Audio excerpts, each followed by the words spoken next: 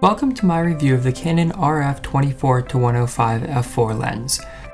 During this review, I'm going to start out by stating its specs and then move on to my opinions on it. Okay, so to start off, it has a focal range from 105mm to 24mm. This translates into a field of view of roughly 84 degrees to 23 degrees.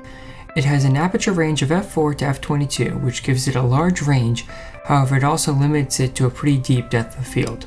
It has 9 aperture plates that lead to a very round bokeh as seen in these test shots.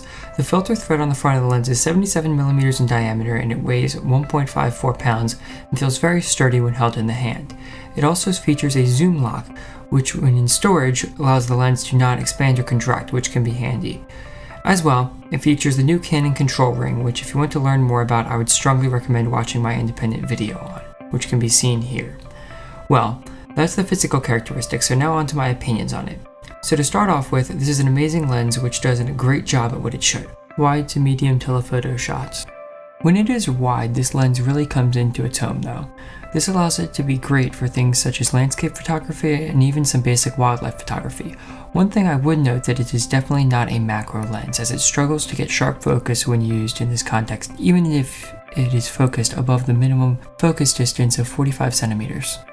One of the new features on this lens is the control ring. As I have previously said, I made an independent video about it, but a quick overview would be that it allows you to select a setting and change it on the ring while looking down the viewfinder. This is very helpful for some people, however, I still prefer to use the camera's on-screen settings at some points.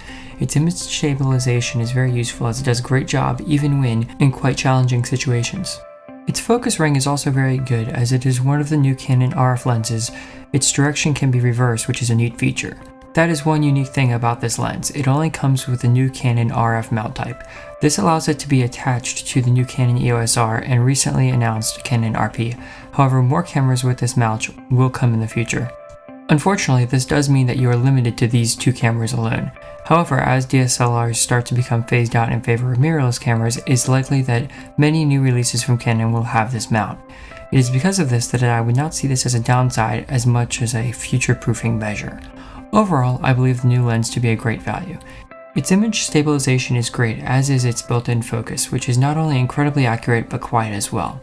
I would highly recommend this lens for a wide variety of uses, with the sole caveat being macro photography.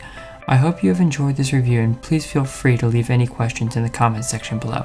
Thank you for watching and please don't forget to like and subscribe.